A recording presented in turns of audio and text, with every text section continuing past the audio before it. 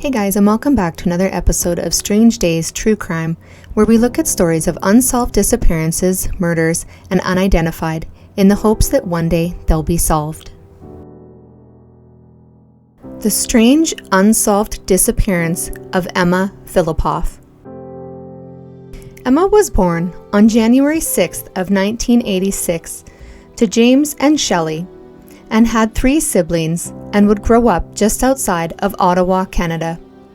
Growing up, Emma had a love of dance and continued to dance until she was about 15, but would stop when her coaches asked her to dance competitively. She is described as a sensitive girl, not like her siblings, and is intelligent, compassionate, and a very talented photographer.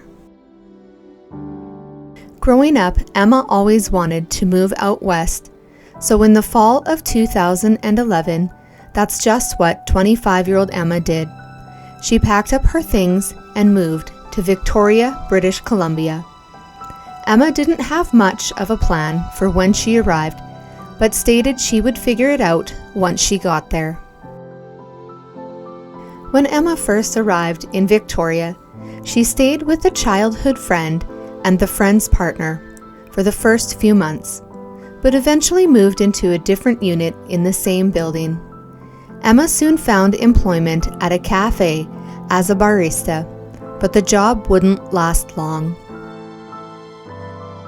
Emma's life would begin to change, and she would live a more transient type of lifestyle, which included moving in with another friend, living at the Hotel 760 while working there as a housekeeper, sleeping in the woods, sometimes sleeping on a boat, and even sleeping in a tree.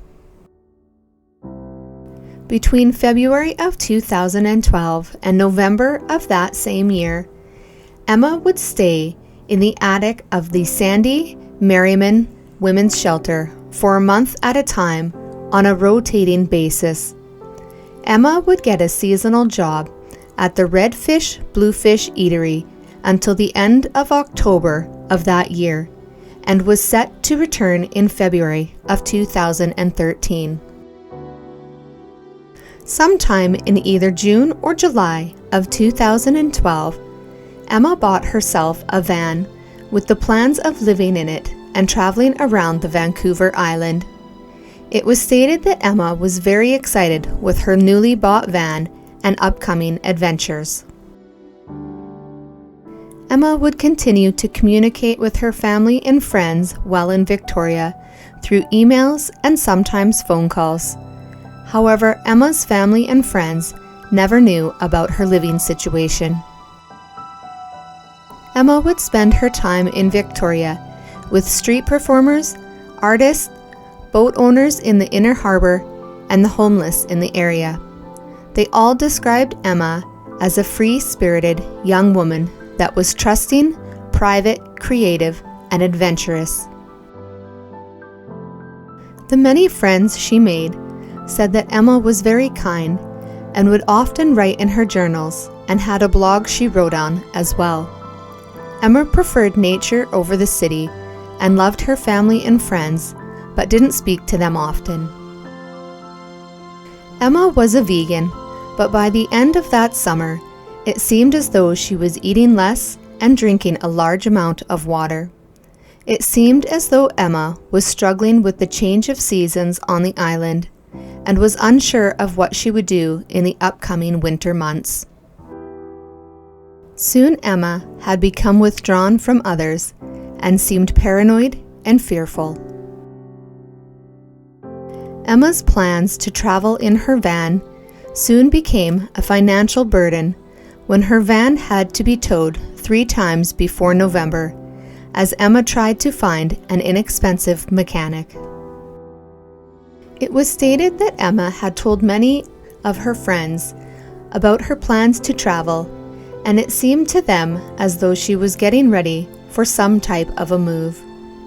Friends had said Emma spoke of leaving Victoria and possibly sailing on a boat to Mexico or heading to San Juan with a man she didn't really know, or even moving to Costa Rica or traveling with her dad to Japan and countless more other plans. It seemed as though Emma didn't know what to do. Tuesday, November 20th, Emma was seen on CCTV footage entering and exiting the YMCA building 4 times within a 14-minute span. Footage shows Emma only waiting inside for about a minute each time before exiting and entering again. It seemed as though Emma was waiting or hiding, as she is seen peering out the doors before she exits for a final time. November 21st, Emma arranged to have her van towed from the Sandy Merriman Women's Shelter to the 700th block of Burdett Ave. During the drive, the tow truck operator stated that Emma seemed happy and talked about moving back home and surprising her family. Around midnight on Friday, November 23rd, Emma made a tearful phone call to her mother, Shelley, stating that she wanted to come home. Shelley knew it was strange for Emma to reach out for help and told Emma she would make arrangements to fly Emma home, but Emma never stated what was wrong. By the next day, on November 24th, Emma called her mother a second time. This time, Emma tells her mother to cancel the flight, as Emma stated she would figure things out for herself. But later that night, Emma would change her mind again and call her mother for a third time, stating again she wants to come home, and asked her mother to fly to Victoria to help her pack. Emma's mother would book a flight to Victoria. The next morning, Emma has once more changed her mind and called her mother stating not to come. And later Emma would have to have her van towed again due to parking enforcements, and so Emma's van was towed to the parking lot of the Chateau Victoria Hotel. Shelley had become concerned about Emma and dialed the number Emma had called from, only to find out that this is the number of the women's shelter and that this is where Emma has been staying off and on since 2011. Emma would call her mother again in tears, asking for help to come back home, and Shelley would once more make arrangements to fly to her daughter. Wednesday, November 28th, at around 4:30 a.m., Emma called her mother again, changing her mind and telling her mom not to come. Shelley would make the trip even though Emma asked her not to. Later that morning at 7 a.m., Emma sees that the hotel has put a notice on her van to be towed. Upset by this, Emma asks the hotel staff for just one more day, and they agree to let her keep the van in the lot for the extra day.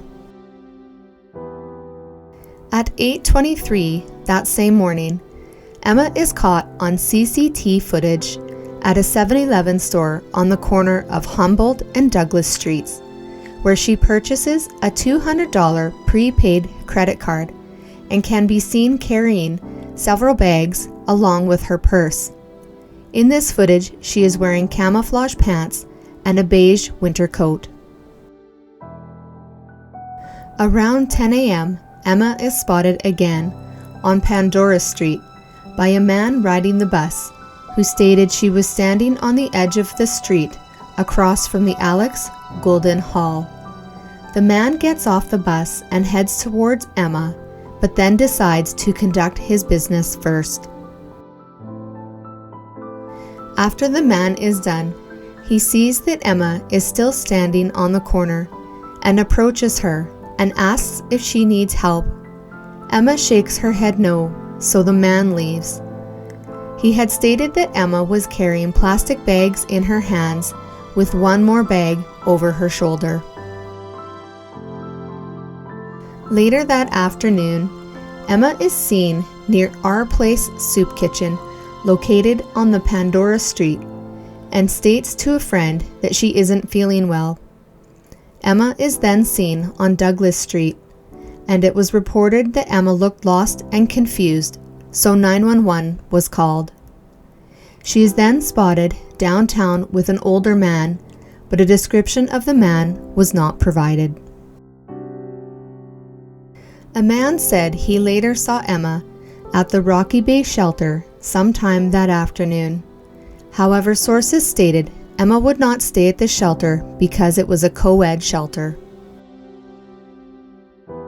Later that day, at 5:54 p.m., Emma purchased a prepaid cell phone from the same 7-Eleven that she had bought the credit card. Emma would never activate the phone and headed to the Sandy Merriman shelter. Once at the shelter, witnesses stated that Emma seemed upset and anxious when one of the staff had told Emma that her mother was on her way. Emma then stormed out the front door, and even though Emma's mother Shelley had spoke with the staff the day before, she never told them that she was coming.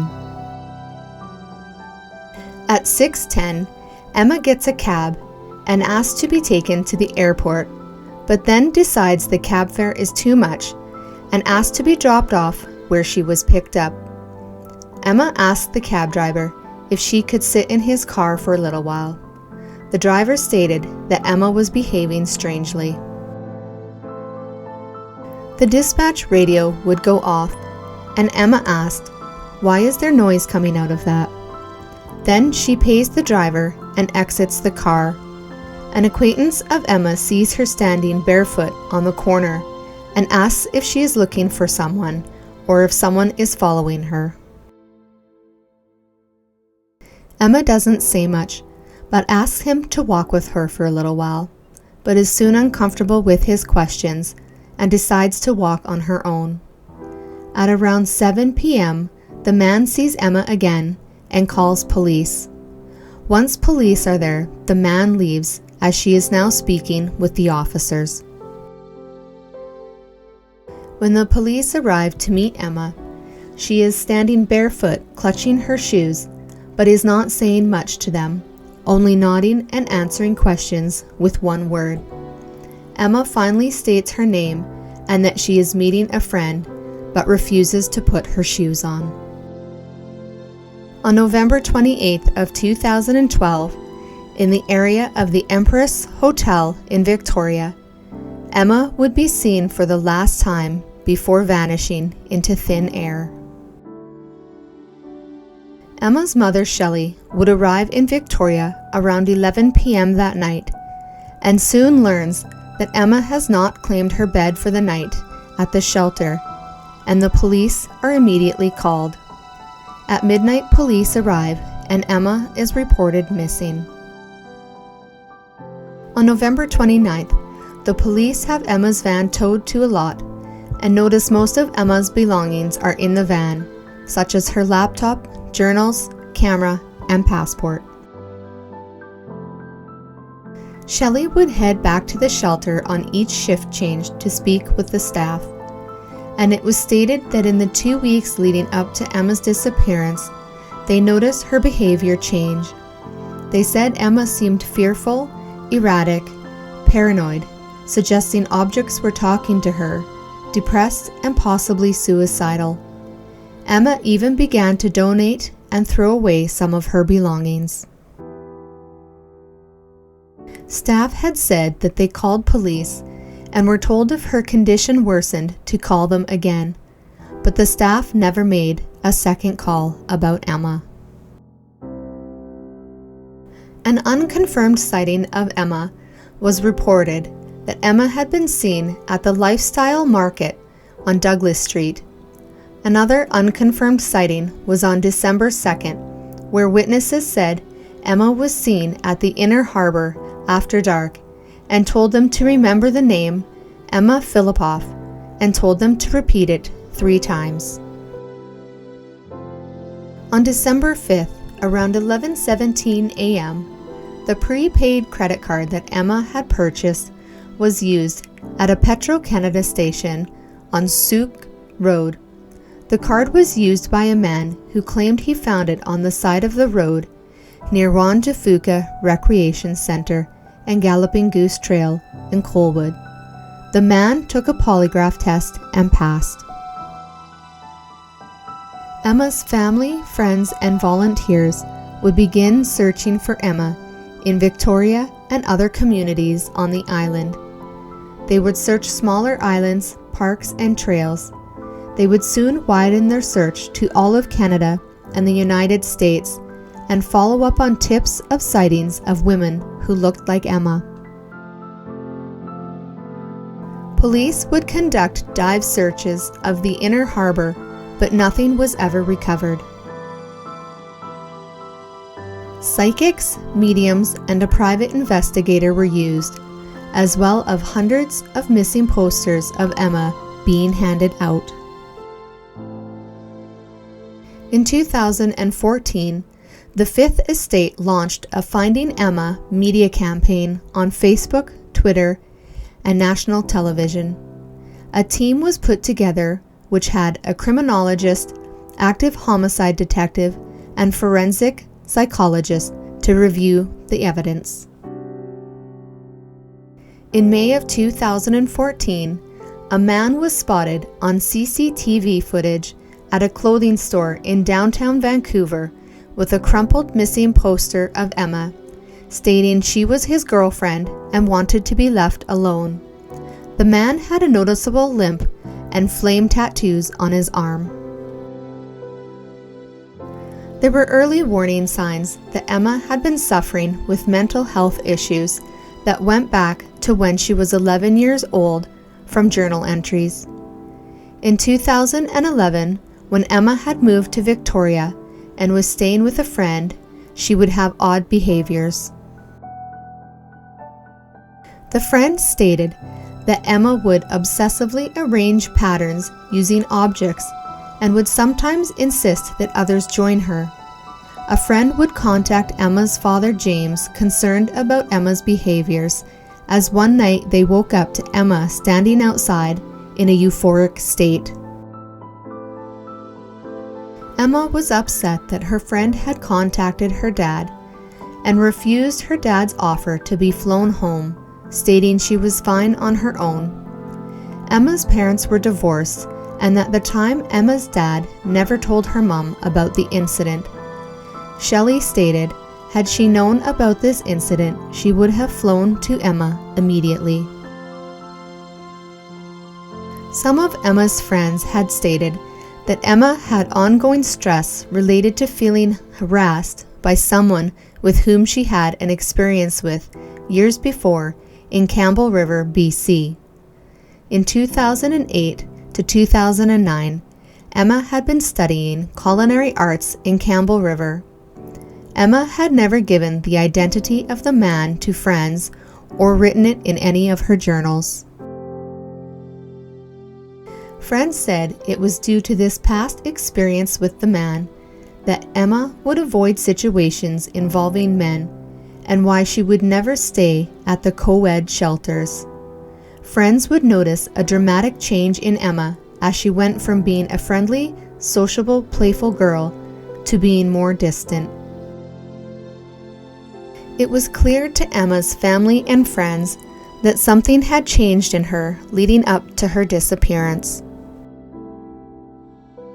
Emma's mother, Shelley, would spend 2 months on Vancouver Island searching for Emma before having to return home. Investigators followed some 200 leads, which turned up little information, and they stated that all evidence pointed to Emma wanting to return home, but couldn't find any proof that Emma had ever left the island. The cell phone that Emma had purchased was never activated. Many searches were conducted for Emma, which never turned up any new leads. On the 9th anniversary of Emma's disappearance, in November of 2021, police released more photos of Emma, including pictures Emma had created, in the hopes of generating new leads. November of 2022, investigators would release an age progression photo of what Emma may look like years later. The following year, police released the footage of the man in the green t-shirt who had claimed Emma was his girlfriend, asking for the man or anyone with information to come forward.